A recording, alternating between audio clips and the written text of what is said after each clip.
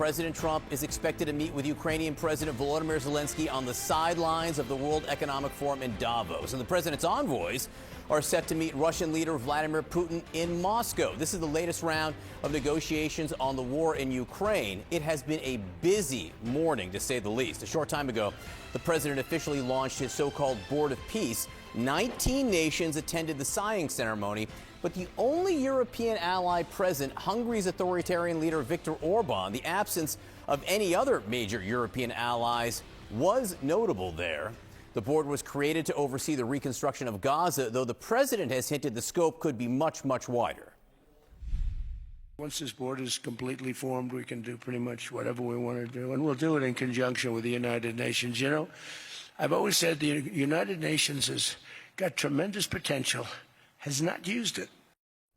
All right, also this morning, there are new questions about what the president called a framework of a future deal on Greenland. He retreated on his latest tariff threats to European allies, but what was actually agreed to remains a bit vague. Let's get right to CNN's Caitlin Collins, who's been working round the clock in Davos with the very latest. Like I said, a whole lot of activity, but a whole lot of questions, too.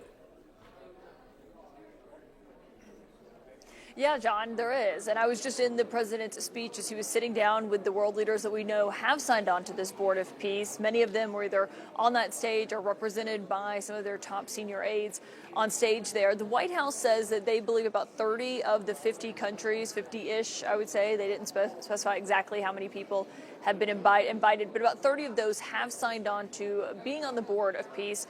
According to the White House, these invitations, though, just went out last Friday, which is why the White House says you didn't see all of those members on that stage.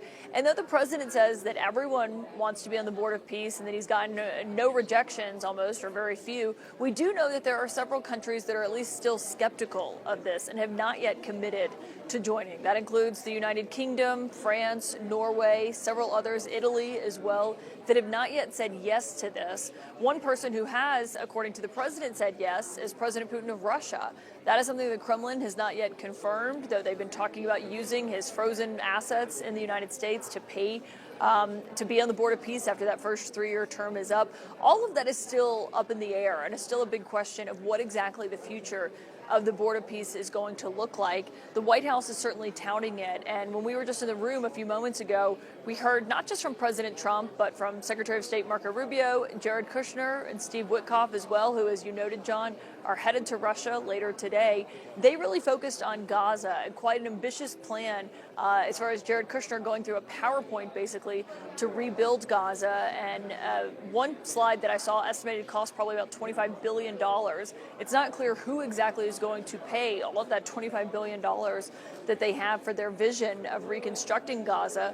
But that is at least what the president was setting out to do today before he's got these other bilateral meetings with the world leaders, including Ukrainian's President Zelensky, who was not initially slated to be here.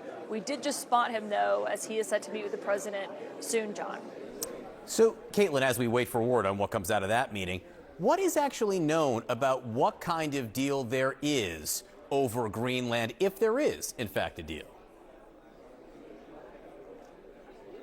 Not a ton of detail. We were waiting for the president last night as he was finishing up meetings here at the Davos Forum. And when he came out, that was when he had announced in the middle of that, after that meeting with the NATO Secretary General, that they had reached that framework. When he came out, we asked for details because it wasn't really clear the timeline, whether or not it still included U.S. ownership like the president has been demanding. All of those were still huge questions here. And the White House says basically that the details will be released once it's fully agreed to. So this is still very much a prospective deal, but it has gotten the president to back down off his tariff threat. And obviously, as he was ruling out military force in Greenland yesterday, he told me it's an infinite deal that would go on for forever, John, when I asked the president if he still wants to own Greenland, as he has made very clear that he wants to do.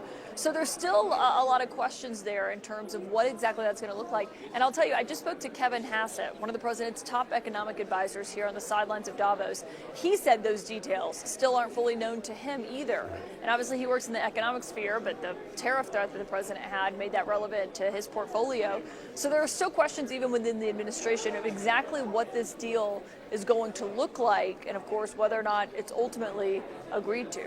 Yeah, I suppose I should have been much more careful about even calling it a deal at this point. A framework with a lot of questions still remaining. Caitlin Collins in Davos, like I said, I mean, like a 40-hour day straight for you. Thank you for all the work you're doing there. Keep us posted as there are new developments. This is the president in Davos, where he has just finished the signing ceremony for the Board of Peace Charter. This is a board that has, at the moment, at least 20 charter members, countries from Jordan, Morocco, Turkey, Saudi Arabia, Egypt, Hungary, and the purpose of the Board of Peace is to oversee the reconstruction of Gaza, promote stability and peace and governance, and also restore law and governance in conflict zones.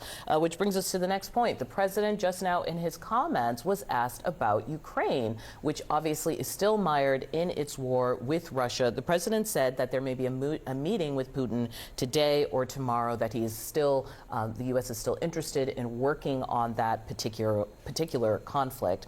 I want to add one more thing, which is that this kind of wraps up an interesting 48 hours in Davos, where the president backed away from tariff threats against European allies over his goal of taking Greenland in an extensive speech yesterday, where he said he would not use force. So I want to talk to my panel about all of this, because I think even a few weeks ago, Megan, you and I were like, why is he going to Davos? They're always talking about global elites. What does he want to do there? He's not going to go announce a housing thing or whatever.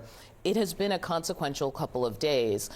First, because of that escalation over Greenland, and now because of this conversation over how the war in Gaza will end and whether the Board of Peace, through its investment forward strategy, will do it.